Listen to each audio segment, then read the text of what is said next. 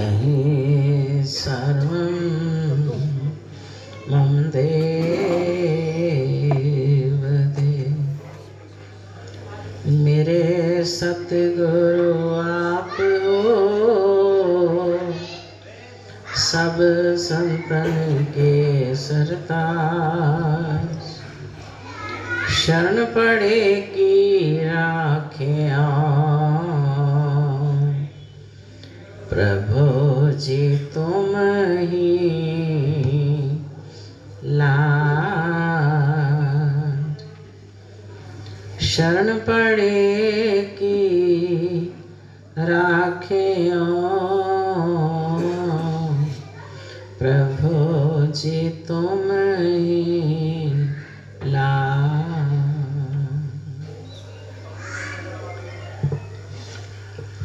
गुरुमुखा, एक बार अपनी मुख रचना को पवित्र करने के लिए सब मिलकर ऊंची और मीठी स्वर से बोलो जयकारा। बोल मेरे श्री गुरु महाराज की जय। गुरुमुखा, आज कितना भाग्यशाली दिवस है कि हमारे प्राण धन श्री श्री 108 श्री सतगुरु दाता दयाल जी श्री चतुर्थ पातशाही जी का शुभ अवतरण दिवस है।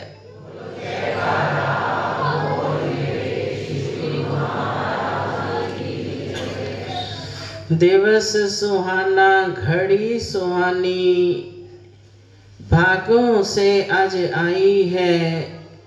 प्रभु जी के अवतरण दिवस की सबको लाखों लाख बधाई है।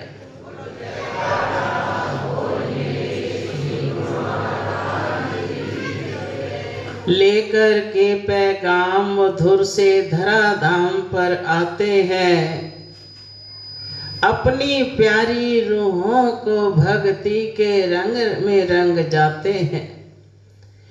कितना है उपकार इनका, वर्णन नहीं किया जाता। ऐ प्रभु जी किस मुख से करूं शुक्राना, ऐसा कोई शब्द नहीं आता कि ऐ प्रभु आप संसार में जीवों को तारने के लिए और भक्ति पथ दर्शाने के लिए इस संसार में अवतरित हुए। आप जी का जन्म लक्की मरवत जिला बन्नू में 22 जनवरी सन 1901 मंगलवार के दिन हुआ। तो जन्म से ही महापुरुषों के अलौकिक नजारे और जन्म से ही उनके शुभ मुखड़े की झलक जो बेबस सबको आकर्षित करती है। तो जैसे ही कोई दर्शन करता मन मुग्ध हो जाता। तो एक बार अभी 4-5 वर्ष की आयु थी, आप अपने माताजी के साथ कहीं जा रहे थे। रास्ते में एक जगह भीड़ एकत्र हुई देखी, तो माताजी ने आपका हाथ पकड़े हुए उस भीड़ में जब पहुंची तो क्या देखते हैं कि बहुत सारे लोग चारों तरफ खड़े हैं और बीच में एक बैल खड़ा है। जो भी कोई प्रश्न करता है वो बैल अपनी सांकेतिक भाषा में उसका उत्तर दे रहा है। तो उसी सभा में कोई मालिक का प्यारा भी खड़ा था। उसने प्रश्न किया कि इस सारी सभा में भगवान का सबसे अधिक प्यारा कौन है? तो बैल उस भीड़ को उस भीड़ में चलते चलते वहां आन पहुंचा जहां श्री गुरु महाराज जी चौथी पातशाही जी छोटे से बालक रूप में खड़े थे माता जी के साथ।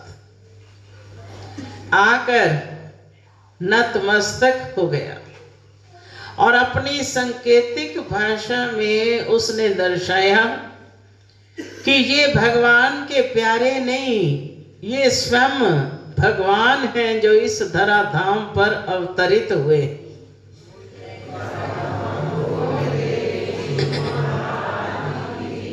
तो महापुरुषों की गतिमति कैसे जानी जा सकती है कि किस प्रकार वो जीवों को भक्ति पथ दर्शाते हैं। फिर श्री सतगुरु दाता दयाल जी के शरण में जब से पहुंचे, जो भी हुक्म होता उस हुक्म को सिर माथे धारण करते। एक बार फरमान हुआ,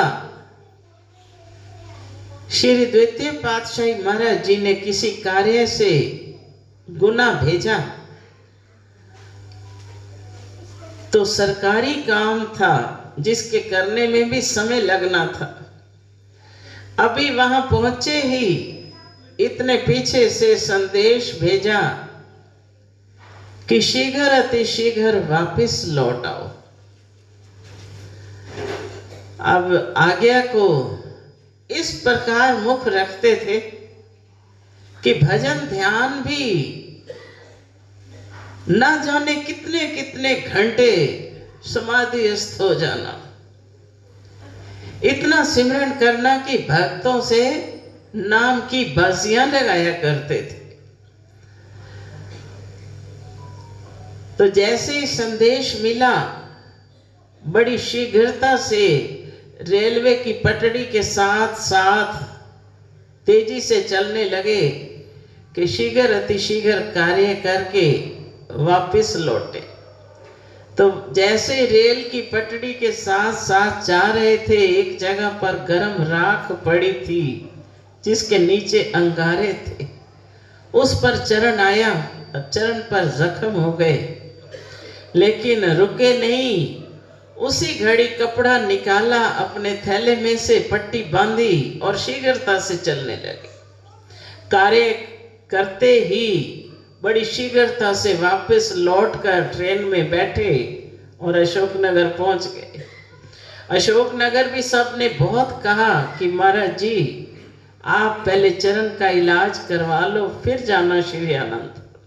कहने लगे नहीं, श्री गुरु महाराज जी की आज्ञा है, हमने अभी अभी पहुंचना है। दर्शन खुले हुए थे। जब श्री गुरु महाराज जी के सन्मुख पहुंचे तो कुछ भी नहीं दर्शाया कि हमें कोई दिक्कत हुई या कुछ। सारा वृतांत वहां कार्य का बेनती करी। श्री गुरु महाराज जी ने आशीर्वाद दिया और फरमाया कि इतनी क्या जल्दी थी कि आपने अपने शरीर की भी परवाह नहीं करी, तो इतनी क्या जल्दी थी आपको आने की। उसी वक्त नतमस्तक हो गए कि स्वामी जी जो आज्ञा थी उसी आज्ञा पर तो चलना। तो श्री गुरु महाराज जी ने फरमाया कि अब पहले अपने पैर का इलाज करो, फिर सेवा कार्य में लगना। इसको कहते हैं आज्ञा का पालन, कि किस प्रकार सेवक अपने स्वामी के हुक्म को सिर माथे धारण करता है। तो एक बार जब इस रूहानी सिंहासन पर विराजमान हुए, तो एक बाई जी जिनका नाम ध्यान पूर्णानंद जी, उनको आज्ञा फरमाई कि आप सिमरन करो, ध्यान लगाओ, सिमरन करो। हर वक्त यही आज्ञा फरमाया करते और वो भी आज्ञा पर तत्पर हो कई कई दिन तक ध्यान में बैठे रहते। एक दिन हम पुराने इतिहास पढ़ते हैं कि भगवान कृष्ण महाराज जी ने कैसी लीलाएं दिखाई, कैसी लीलाएं करी भगवान श्री रामचंद्र जी महाराज ने किस किस तरह अपने प्रेमियों को सेवा कार्य में लगाया और किस प्रकार प्रेमियों ने हुक्म मानकर सेवा करी, पुराने इतिहास तो पढ़ते हैं, लेकिन श्री परमहंस दाता दयाल जी के सब इतिहास हमारे सन्मुख। तो हमारे श्री चतुर्थ पातशाही जी ने उन बाई जी को बार बार वचन फरमाते कि आप सिमरन करो, ध्यान में बैठो। तो एक दिन फरमाया कि बाई जी हमारे लिए सचखंड से कमल का फूल लेकर आओ। अब बाई जी ध्यान में लीन उसी ख्याल को लिए हुए ऐसे सिमरन में लीन हुई कि बहुत समय तक आंख ही नहीं खोली। मंजिल पर पहुंचते पहुंचते जब सचखंड में पहुंचे, घुटनों के बल नतमस्तक हुए, तो क्या देखते हैं कि सामने ही हमारे श्री सतगुरु दाता दयाल जी, श्री परमहंस दयाल जी, प्रथम पातशाही जी विराजमान हैं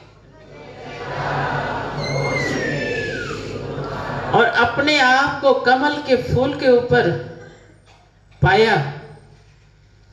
फिर परमहंस दाता दयाल जी ने पूछा कि आप यहां कैसे आए, किस कार्य के लिए आए। बेनती करी कि श्री सतगुरु दाता दयाल जी के लिए कमल का फूल ले जाना है। तो फरमाया कैसे लेकर जाओगी। उसी वक्त अपना मस्तक चरणों में रख दिया कि आपकी कृपा से क्या नहीं हो सकता। तो क्या देखती हैं कि उसी ध्यान की अवस्था में फिर जब वापस लौटने लगी तो बड़ा सुंदर कमल का फूल उनके हाथ में आकर श्री गुरु महाराज जी के चरण कमलों में अर्पित किया। तो श्री गुरु महाराज जी ने फरमाया कि भाई जी ये फूल कहीं तालाब में से तो नहीं तोड़ा। तो उन्होंने फरमाया कि नहीं, जैसी आपकी आज्ञा थी उसी आज्ञा अनुसार ये तो सचखंड का कमल का फूल है। तो महापुरुष किस प्रकार अपनी रूहों को भक्ति पथ पर चलाते हैं और किस प्रकार परीक्षाएं लेते हैं, किस प्रकार उनको भक्ति के मार्ग पर अग्रसर करते हैं, तो ये उनकी आज्ञा में ही सारे सुख समाये होते हैं। जो कोई गुरु की आज्ञा पर चलता है, उनकी मौज पर चलता है, तो उनकी पूर्ण प्रसन्नता और सर्व शक्तियां, समस्त वैकुंठ भी उनके अधीन हो जाता है। लेकिन सतगुरु के हुक्म पर चलना थोड़ा कठिन तो लगता है, क्योंकि आज्ञा मानने में कई बार कठिनाई भी आती है। लेकिन सेवक अगर पूरा भरोसा रख कर चलता है तो सब कठिनाइयां भी अपने आप उसके लिए मार्ग साफ करते चली जाती। तो जैसे ही उन्होंने फूल अर्पित किया, श्री गुरु महाराज जी ने अति प्रसन्न होकर आशीर्वाद। तो सच महापुरुषों का अवतार संसार में जीवों को तारने के लिए होता है। जैसे फकीरों का वचन भी है कि लगे रहते हैं काम में रोजो शब वो, नहीं दम लेते बे एक सबब वो, ना लू जेठ की दम तोड़ाती है उनका, ना ठिठर मांग की जी छुड़ाती है उनका। कमाते हैं वो, खाती है दुनिया, थकते हैं वो, चैन पाती है दुनिया। कि महापुरुष तो दिन रात एक करके परमार्थ के कार्य में लगे रहते हैं, एक पल भी उन्हें अपने शारीरिक सुख आराम की चिंता नहीं होती। हर वक्त सेवा में उनकी रुचि होती है, सिमरन में उनकी सुर्ती जुड़ी होती है, चाहे गर्मी हो या सर्दी, उसकी भी परवाह नहीं करते। जो फिर वो कमाइयां करते हैं, जो भक्ति की दौलत एकत्र करते हैं, फिर जो जीव उनकी शरण में आते हैं, किसी तरह का भी वो कर्म करते हैं, तो वो अपनी प्यारी भक्ति की दात उनकी झोली में डाल देते हैं। जैसे प्रेमी कोई शुभ कार्य करते हैं, अपने सतगुरु दाता दयाल जी के चरण कमलों में आते हैं कि श्री गुरु महाराज जी का आशीर्वाद प्राप्त हो, उनकी दया दृष्टि हो, मेरे गुरु महाराज जी भोग लगाएं तो मेरा सारा कार्य सफल हो जाए।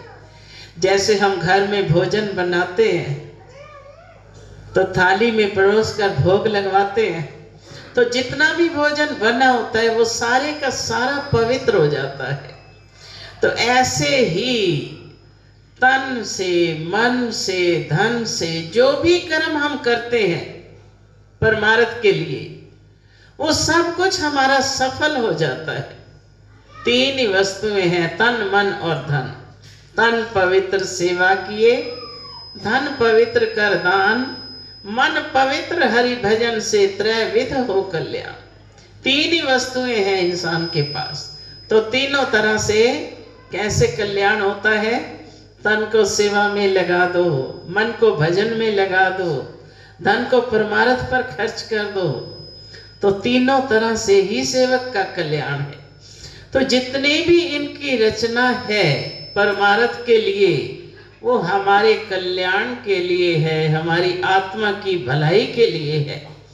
देखने में हम ऊपर से कर्म करते हैं कि हमने ये वस्तु अर्पित की, लेकिन ये तो विचार करके तुझे दिया किसने? इंसान कहता है कि मैंने अपनी अकल से, अपनी मेहनत से धन कमाया, तो ये शरीर जिससे तूने मेहनत करी ये किसने दिया? जिस अकल से तूने धन कमाया वो अकल किसने दी? देने वाला वो आप है। ये तो उनकी अपार दया है जो हमसे वो कुछ कर्म करवा ले। उनकी प्रेरणा से हम अपने तन को, मन को, धन को पवित्र बना ले। ये उनकी हम पर अपार कृपा है, दया है, बख्शिश है, रहमत है। तो ऐसी रहमत क्या हर कोई प्राप्त कर सकता है? हर कोई नहीं कर सकता। जैसे भगवान फरमाते हैं, अब ये सारी सृष्टि उसी भगवान की बनाई हुई है। ये तो सब हम जानते हैं कि इस सृष्टि के रचयिता वही हैं जिसने इस सारी सृष्टि को रचा है। मगर फिर भी भगवान क्या फरमाते हैं कि प्रेमी के मैं कर बिको, ये मेरा असूल, चार मुक्ति दो ब्याज में दे न सकूं मोल। कि मैं प्रेमियों के हाथों में बिका हुआ हूं, चार मुक्तियां तो उनको ब्याज में दे दूं।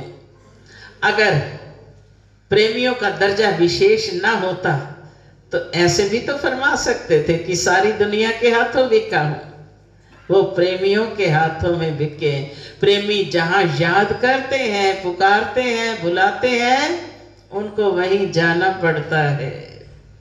तो इसलिए फरमाते हैं कि प्रेमी के मैं कर बिकूं, ये मेरा असूल। ये मेरा असूल है कि मैं प्रेमियों के हाथों में बिका हुआ हूं। चार मुक्तियां तो ब्याज में दे दूं, मूल तो प्रेमियों का अदा नहीं किया जा सकता। तो सच हम कितने भाग्यशाली हैं जिनको ऐसा अवसर प्राप्त हुआ, ऐसी सौभाग्यशाली घड़ी प्राप्त हुई। तो ऐसे ही हमारे श्री चतुर्थ पातशाही जी बार बार प्रेमियों को ये वचन फरमाया करते थे हजूरी में कि कुदरत किसी की मां नहीं लगती, ना वो गृहस्थियों की, ना संतों की। कुदरत तो कुदरत है, न्यायकारी है। जैसा कर्म कोई करेगा वैसा उसको फल प्राप्त होगा। अब कर्म करना हमारे अपने ऊपर है। इतना अनमोल मानव तन मिला, अगर इसको पाकर भी मालिक की बंदगी में हमने आलस किया, गफलत किया, समय व्यर्थ गवा दिया, तो समय फिर कभी लौट कर नहीं आता। एक एक श्वास त्रैलोकी की कीमत रखता है, तो इतने कीमती श्वासों को व्यर्थ न खोने पाए। वो सफल कैसे होंगे? जब हम प्रभु के ध्यान में लगाएंगे, सुरत को सिमरन में लगाएंगे, हर घड़ी उनका ध्यान बना रहेगा। फिर बेशक संसार में रहे, फिर संसार के भी सारे कार्य किए हुए सफल हैं। राम नाम एक अंक है, बाकी है सब शून्य। अंक नहीं तो कुछ नहीं, अंक है तो 10 गुण। प्रभु के नाम को एक इकाई बोला गया है।